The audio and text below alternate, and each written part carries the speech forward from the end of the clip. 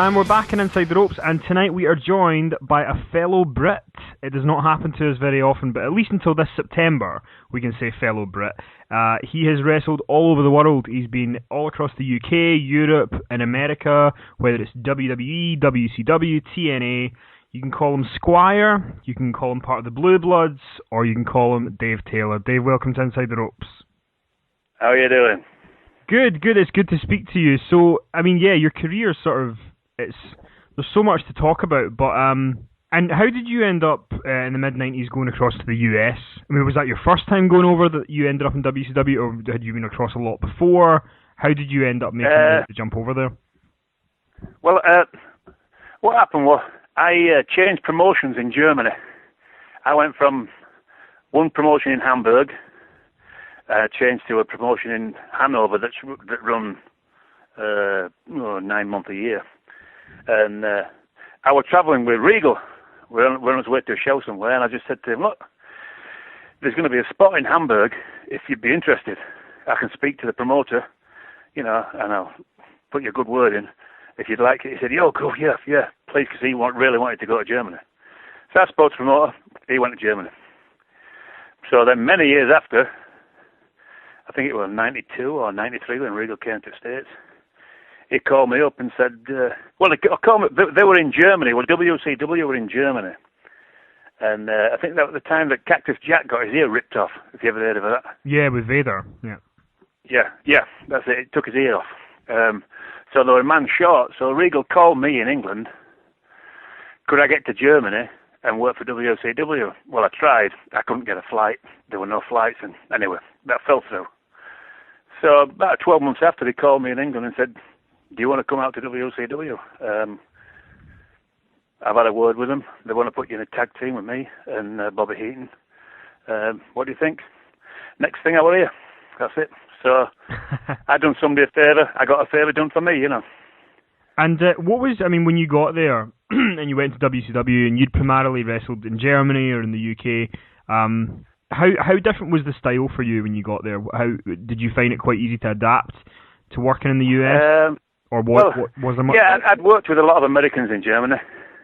Vader were in Germany, PN News were in Germany. There were, Papa Chango, Razor Ramon, they were all in Germany before they came here. And I worked with a lot of Americans. And they didn't want us to wrestle American. They wanted us to do his own style, That's what made us different. Some of the stuff that we did were like unheard of here, They just didn't do it, And that made us different, you see. Which they liked because it was different. And but it was the pressure over here is a lot different than England and Europe. The travelling. You'll be on a plane at 6 o'clock in the morning for 2 or 3 hours, then you'll drive 2 hours, you wrestle, you'll drive 3 hours at night, hotel, wrestle next day, and then you're in another plane somewhere else. You know what I mean?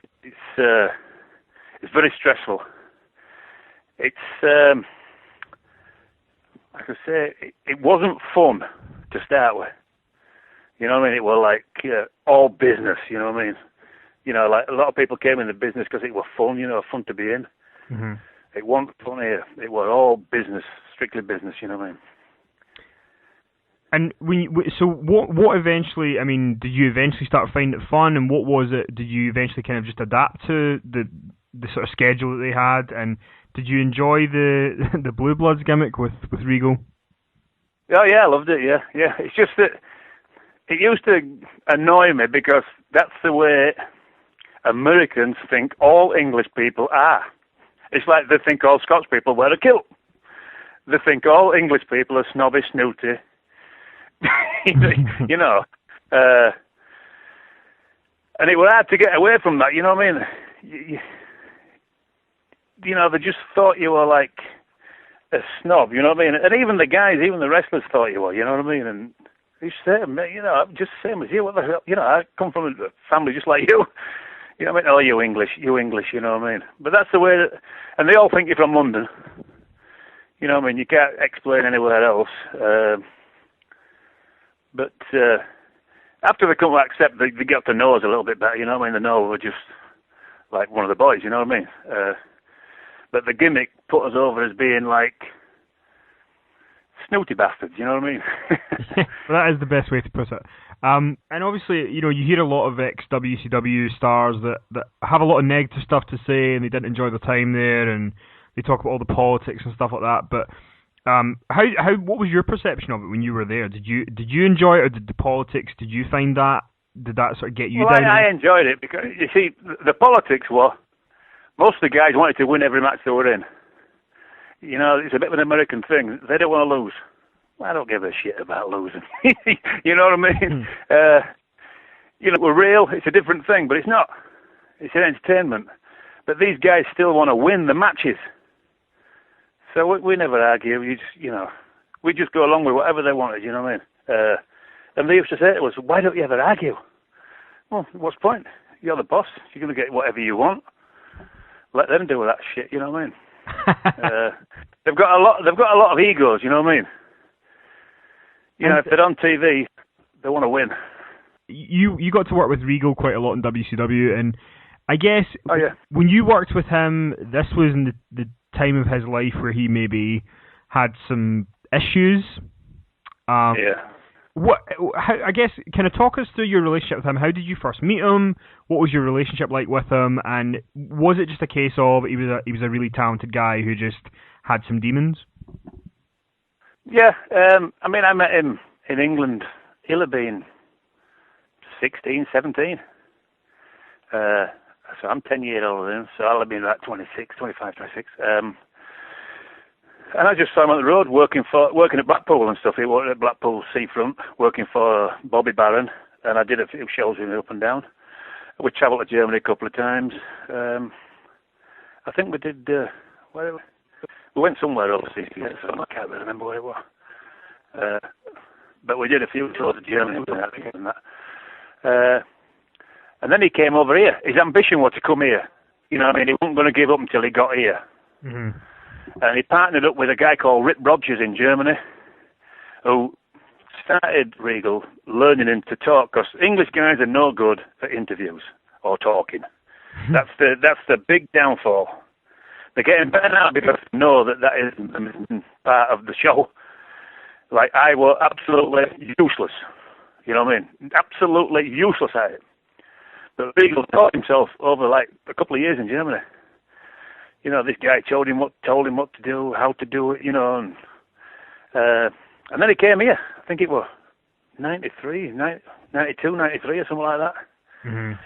And I came across, I came over to visit him for a week, and I did my first year. I did World War III in 95. He called me and said, "Do you want to come?" He said, they're wanting guys to come over. They'll get your ticket and everything, no problem. And put you in World War III. I said, "No problem, I'll do it." So I came and I stayed with him, and he'd had some injuries, on his knee and that, and anyway, into the pills and that, you know what I mean? So I saw that side of it, and there's no way you can do that, you know what I mean? It doesn't matter what you say. They always have an excuse, them guys that do that sort of thing. Then I returned home, came back the year after to live here, and it got real bad. And I'm surprised he didn't die. But he got through it all, and, but I've seen some bad things with him, you know what I mean? But it wasn't just him then. There were a lot of guys. I mean, a lot of them. And most of them passed away that were bad into what they call the demons, you know what I mean? Yeah. So, people used to say to me, "Oh yeah, I got an injury and I started taking pain pills and it just went on from there." Well, I've had a lot of injuries, but I never took pain pills and I never took anything. Neither did Finlay. Me and Finlay, I think we were the only guys in WCW that never actually took a drug of any type. And these people couldn't believe it. I remember once getting on a plane and somebody passed me a handful of pills, getting on a plane, 6 o'clock in the morning, and said, "Here, you and Finlay get yourself a nice little buzz." And I passed them back. I said, "Oh, we don't do this shit." They said, "What do you do for the pain?" I said, "Well, we just suffer." And then, they're thinking, oh, God, they must be tough. No, it's not to do with tough. It's a matter of you see what that stuff does, and you think, I don't want to be involved in that shit. But that's the way it used to be. Not anymore, but it used to be. Once you left, you ended up going down to OVW and doing some training there and wrestling there. Yeah. Because again, you're kind of. I mean, I guess you must have got to work with some of the guys who are now on top now, like Cena, Batista, Lesnar. Yeah, they were there at OVW, yeah. So. And Randy Orton, Cena. I mean, I actually went to wrestling school in 2000 after my first little bit with WWE. After WCW, then I did a little bit with WWE, and then they'd note for me then, so I started my own wrestling school, and Punk came to that. Punk came to my wrestling school to start with. He'd already been in the business a while, but he came there training. Batista came. Finlay bring him, from WWE and that. But when I went over OVW, there were Randy Orton, Cena, Batista, Brock were there as well, yeah. Brock Lesnar. So I helped to train them guys back in the day. Was there any of them back then that you saw something in? Like, could you see that they were all going to become guys that were going to become top guys, or was there any? I wouldn't have thought they've all been top guys. I could see Randy Orton were going to be a top guy immediately. I just looked at. You could just tell Randy. You could just tell him he was just a natural, Randy. Absolute natural. Cena, I didn't see much of Cena.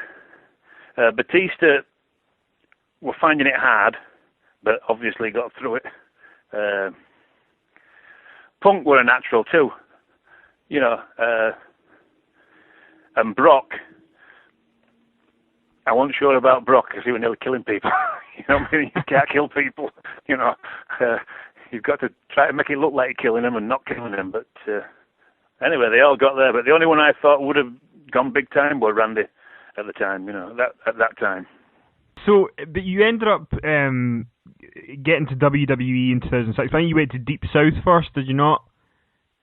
Deep South, yeah. So how did that come about? How did you end up going to Deep South? Well, they were opening Deep South in it's about 20 miles from where I live, Smackdown they call it, just outside Atlanta.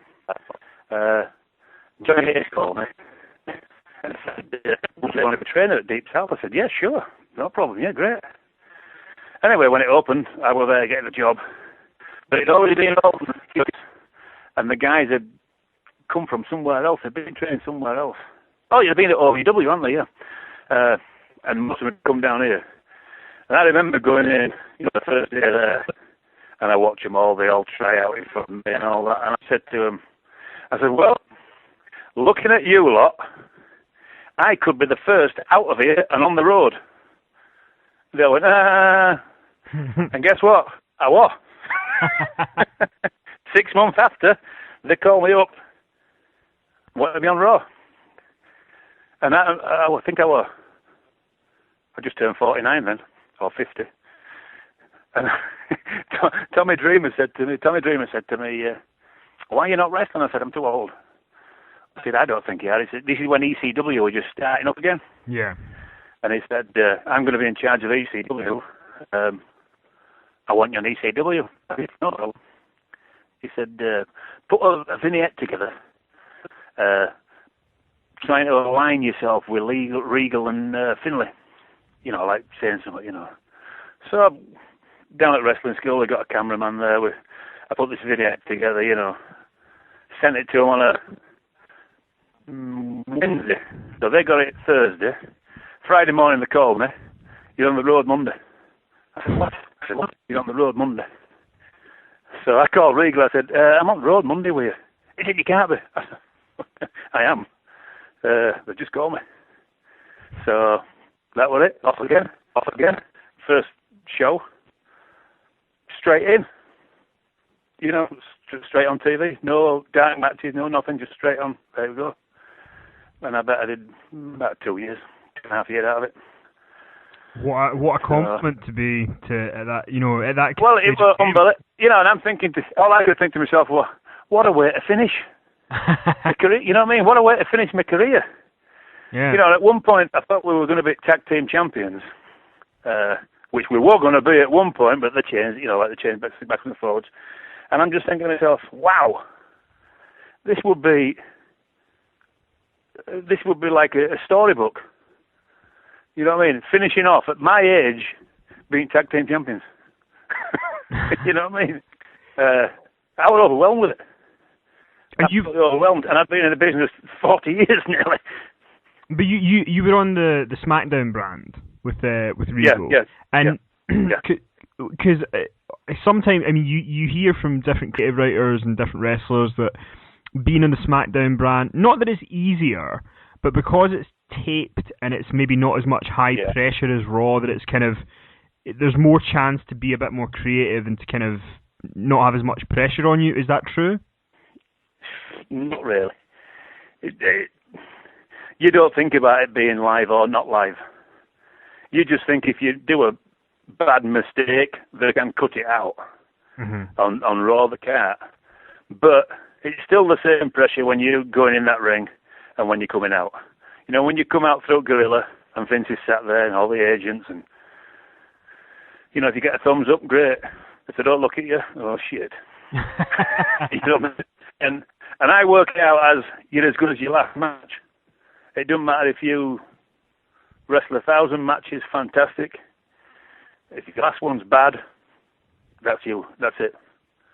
You know what I mean? So you've got to perform, you know, and it's stressful. It's stress. You know what I mean? It's real stress.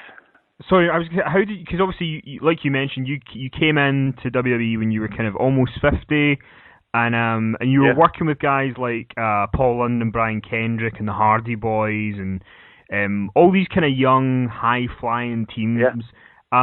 How did you find that? Did you kind of mesh with them quite well? Did you find that a challenge? Yeah, because it was two different styles. They were the high flyers, I'm the catcher. You know, we were like being the rugged tough guys. You know, my gimmick was, as Vince said to me, I want you to put the holes on, look like you're killing them. And that's what I did. And, you know, like, we'd be catching them over the top rope. You know, we could do that. You know, we weren't doing the flying. They're doing the flying, but we're doing the catching.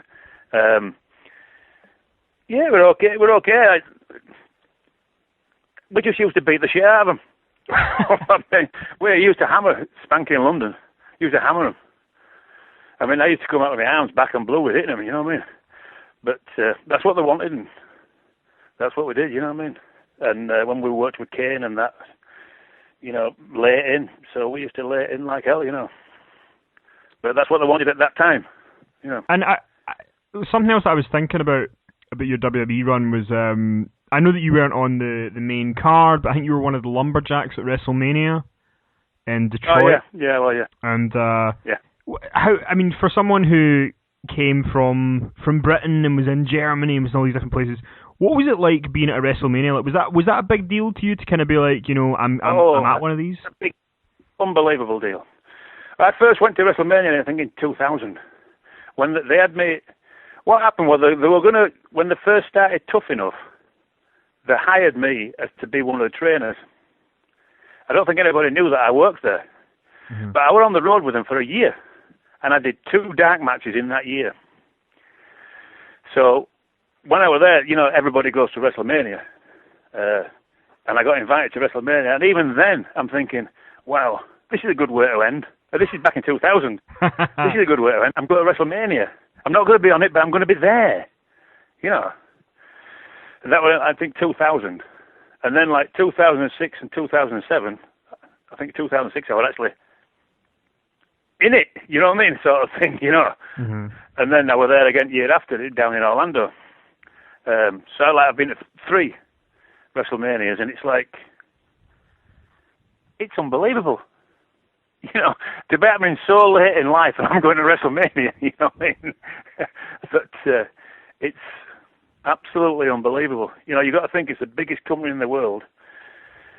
And I just think to myself, God, I'm actually working for the biggest wrestling company in the world, you know. And it's a good feeling, you know. And these young guys say now, I don't know what they must feel. I don't know. So yeah, I mean, you know, I guess for the last kind of 14 years or so, you've had you've had a hand in dealing with or training, you know, a lot of the guys that have come on to be stars and I mean, do you see yourself kind of going back to doing training again? I mean, obviously because William Regal's down at NXT, is this something that you might consider again? I've been down there. I went down there. I went in November for a week, doing like as a guest trainer, and I was there a couple of months ago for a week. But I wouldn't be able to work there permanently because I live here. I live in Atlanta. You know, I'd have to move. Mm-hmm. You know, and I've got a 15-year-old daughter at school. You know what I mean? My wife has a great job here. It'd be difficult. I couldn't do it. You know what I mean? Yeah. But I am like the reserve trainer there. You know, if somebody has some time off, or like Billy Gunn's just been on road, you know, I'll go and I'll be trainer for a week. You know, for weeks like that. But that place is phenomenally unbelievable. Is that training school there? I've never seen anything like it. Anybody gets a chance to go there, they better pull the finger out of their asses, and you know what I mean, because it's hard work. You know what I mean? It's hard. They've got like 70 or 80 guys there right now, but it's unbelievable. 7 wrestling rings. They've got their own weight gym. They've got their own weight trainer. It's unbelievable. It's absolutely unbelievable. And when you were there in November, back there a couple of months ago, any names that you want to throw out there that maybe, you know, you can play this back again in 5 years and say "told you so"? There's some people that you think might kind of make it to the main roster and become a big star. There's that many of them. It'd be hard to. Oh, I'll tell you what. The English guy, Pac. Mm-hmm. God, what's his name down there? Neville, yeah. Adrian Neville, phenomenal. He'll be the next on TV. Who else is there? Martin Stone. He's another good one. I don't know what his name is down there, but he was wrestling in England as Martin Stone. Mm-hmm. There's that many of them. There's this Australian guy down there that's good. They're all good. There you go. Well, if people want to get in touch with you, they can find you on Facebook at David Taylor. Yeah, but it's not. It's David Taylor on Facebook. Yeah, David. So not Dave. David Taylor on Facebook, not Dave. Thank you for being so generous with your time tonight and talking to us. It's been a lot of fun. No problem. Okay, have a good one. Or as I say in where I live, have a nice day now. You hear? I really hope you don't say that to people now. I don't say anything. I don't say that bullshit. People say to me, "When you lost your accent?" Because I don't want to speak like an American. Thank you very much. Dave, thanks so much, and enjoy the rest of your day. Okay, no problem. Take care. Okay, thanks a lot. See Bye. you. Bye.